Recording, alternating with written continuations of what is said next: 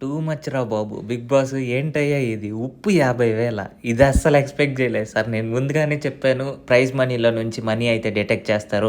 ఏది కావాలన్నా గానీ ప్రైజ్ మనీలో డిడక్ట్ చేస్తారు.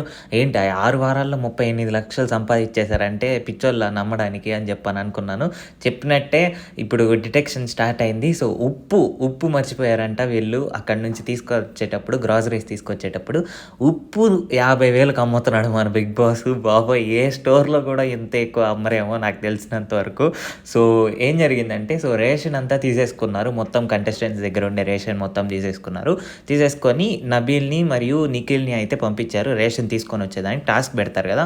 సో, ఫస్ట్ 5 వీక్స్‌లో జరిగినట్టుగానే టాస్క్ పెట్టి తీసుకురమ్మని చెప్పినప్పుడు మనోళ్ళు పెద్ద తోపుల్లాగా ఎళ్లి అక్కడ ఉండే ఐస్ క్రీమ్‌లు, యోగర్ట్‌లు ఇవన్నీ తీసుకొనొచ్చారు. చికెన్‌లు, మటన్‌లు, జ్యూస్‌లు అన్నీ తెచ్చుకున్నారు.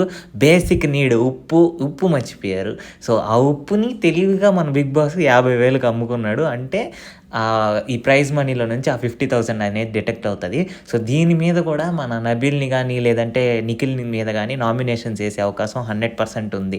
సో, ఇంకోటేంటంటే ఎంటర్‌టైన్‌మెంట్ బ్యాక్ అనే చెప్పాలి నిజంగా. స్టార్టింగ్ ఒక 5 వీక్స్‌లో ఏంట్రా సీజన్ ఇంకా ముందుకెళ్ళట్లేదు, ఏదో తెలియని లోటు ఏమీ ఏదో లేదు అన్నట్టు చూపిస్తున్నారు.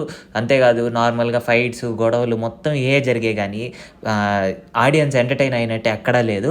సో, ఈ 5 వీక్స్ తర్వాత వైల్డ్ కార్డ్స్ వచ్చిన తర్వాత ఎంటర్‌టైన్‌మెంట్ ఈస్ బ్యాక్ అనే చెప్పాలి. ప్రతి ఒక్కరు బాగా ఎంటర్‌టైన్ చేస్తున్నారు. గంగవ్వ గానీ, రోహిణి గానీ, మన టేస్టీ తేజ గానీ వీళ్ళందరూ చాలా బాగా ఎంటర్‌టైన్ చేస్తున్నారు. సో, ఈరోజు ఎపిసోడ్‌లో నామినేషన్స్ కూడా ఉండబోతున్నాయి. సో, మరిన్ని 'బిగ్ బాస్' అప్డేట్స్ కోసం మన ఛానల్‌ని సబ్స్క్రైబ్ చేసుకోండి.